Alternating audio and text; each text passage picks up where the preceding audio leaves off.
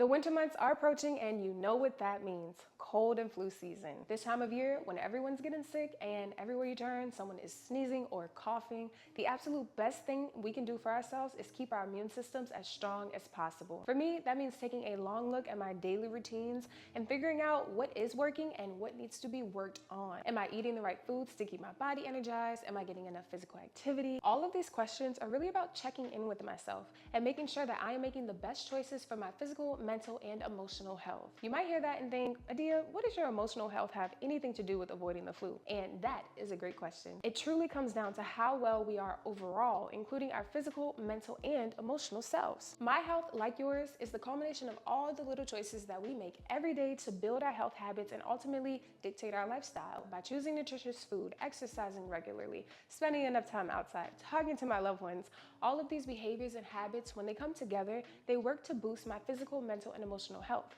All of which means that I get to enjoy a well-supported immune system that is capable of fighting off illnesses like the cold and flu. And guys, of course, if you're enjoying this video so far, make sure you hit that subscribe button. Now, this part of my wellness routine is actually the most challenging for me. There are plenty of days that I just don't feel like exercising, but having a routine has taken the decision-making out of it. I don't debate with myself whether or not I'm gonna work out each day. Unless my body truly needs the rest, I just do it. It builds my mental resilience because I'm keeping my word to myself, and it also builds my self-trust because I know that no matter how hard it is, I am going to show up for myself whenever it's in my best interest. Another piece of why daily movement is so important to supporting your immune system is if you work a sedentary job like I do. It's actually ridiculous how quickly your body can get stiff if you're not being intentional about moving it. So for my routine, every 45 minutes, I'm taking some sort of movement break, whether that is a quick stretch, a little walk around the block, and I make sure to step away from the screen for a while. In addition to getting some movement in throughout the day, I'm also making sure that I'm working out at least 5 times a week.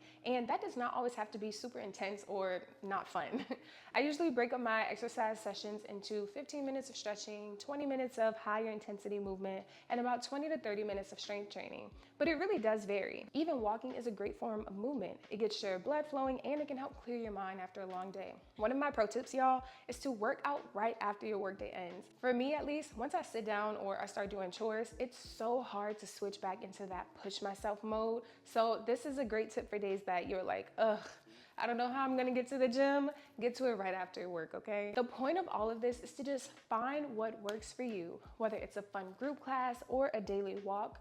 Moving your body supports not just your physical health, but also your mental health as well. Physical activity helps alleviate feelings of stress or overwhelm, and even having a few minutes of relief every single day can help minimize those chronic feelings of stress that ultimately weaken your immune system. Now let's talk immune boosting recipes. One of my absolute favorite immune boosting recipes is a hibiscus tea. I like to do a cold steep tea that uses a honey syrup for added sweetness and avoid adding any sugar into it. I prefer to do it cold steep because the heat can actually break down certain nutrients in the hibiscus, and it also increases the amount of tannins that gets released from the tea leaves, which gives the tea a more bitter taste than if you just cold steep it. This tea also has really great health benefits. Hibiscus is rich in antioxidants and it can also help support heart health, but what we really want it for is that it naturally boosts your immune system. But to make this hibiscus tea recipe at home, you'll need a carafe or another airtight container.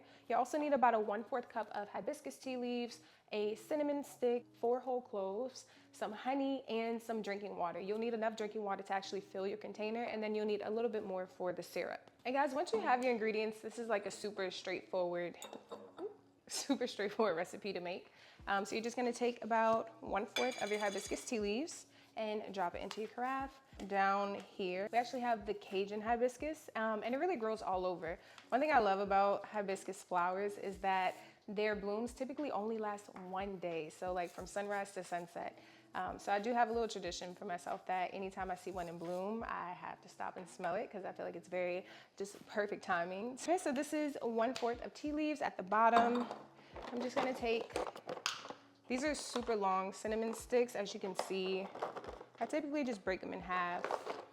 Ooh, if I can get one. Typically just break them in half to about that size. Plop one in. I have some whole cloves here.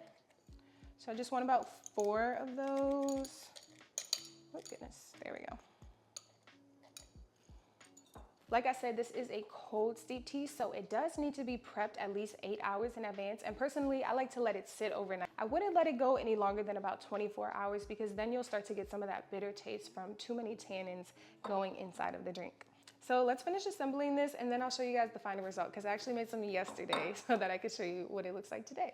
As you can see, I did leave a little bit of space at the top of the carafe, and that's to allow for the honey syrup to be added in tomorrow once this is ready to go. Now, for the honey syrup, super duper easy. All right, so here I have a half cup of honey. I also have some water that I warmed up on the stove. You can either directly add your honey and your water into a pot and heat it on a super duper low heat on the stove, or you can do like I did, get your honey in a heat safe glass, and then I'm just gonna add the warm water directly on top.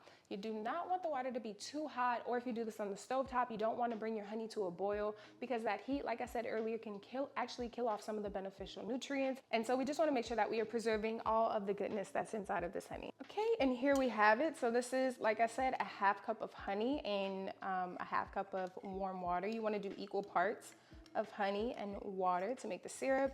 And then you're just gonna stir it until everything starts to combine. And once that's done, I'm gonna store this in a glass jar and plop it in the refrigerator overnight so that once my tea is ready tomorrow, I can go ahead and strain out all of the leaves and then just add my honey into it. And here's the final product, y'all. I made this batch yesterday and obviously I just cannot get enough of it. So I'm making a whole nother batch and showing you guys how to make it at home.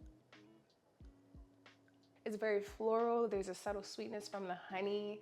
There's almost like these cranberry notes. Hibiscus is just such a flavorful and delicious drink. That is going to be the perfect immune booster to keep your body doing exactly what it needs to do all cold and flu season long. If you make it at home, you know the drill. Comment below and let me know what you think.